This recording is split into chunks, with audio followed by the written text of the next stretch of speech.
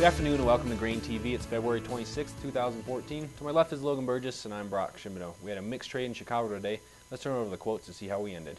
Corn was down 1 3/4 cents. Soybeans, the leader of the upside, up 8 1/2 cents, hitting a new contract high at $14.08 on the March contract.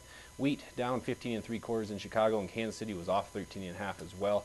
Logan, we had a bit of a mixed trade here in Chicago, but it seemed like soybeans was the real driver of the trade here once again. Yeah, you know, soybeans continue to show strength here. Take a look at the May contract on a 5-minute chart. We're looking at May right now because first notice date is coming up for March on Friday, so it's time to start looking at May and start rolling contracts into May.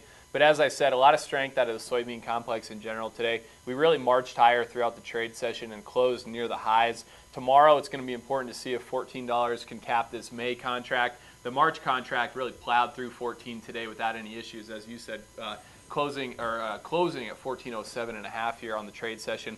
Now we know that the soybean market has really been supported by strong export sales here in recent weeks for old crop and really a lack of Chinese cancellations. So tomorrow I think that the export sales report is going to be that much more important for this bean market. You know, let's take a look at the estimates for that report tomorrow. If we take a look at what corn is expected to show, 475,000 to 775,000 metric tons there. Soybeans 400,000 to 800,000 metric tons, and wheat coming in at 300,000 to 500,000 metric tons. So not big sales anticipated for corn.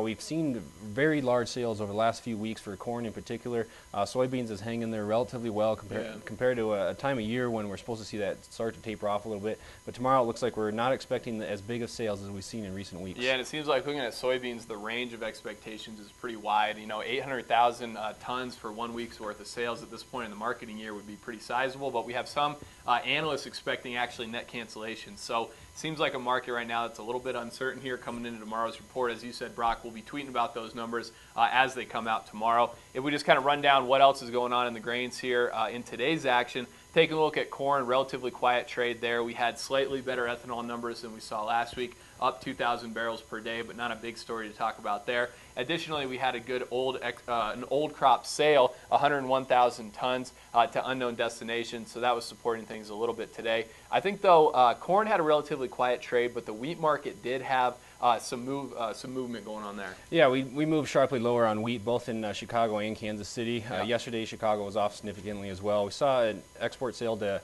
Egypt actually get canceled, so that kind of pushed us lower yesterday.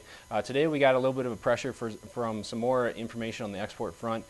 Argentina, after the bell today, they announced that they're going to be releasing 500,000 more metric tons onto the world market from their reserves. So that is going to continue to add pressure to the Chicago wheat market here domestically. Another bit of information that we got is that Egypt is back in the market seeking cargoes of 55,000 to 60,000 metric tons, with the U.S. being a possible source for those tons going to them in the export market. Yeah, it seems like right now Egypt's providing some volatility for the wheat market. We know yesterday we talked about cancellations by the Egyptians. Right now they're undergoing some management changes at their state grain buying agency.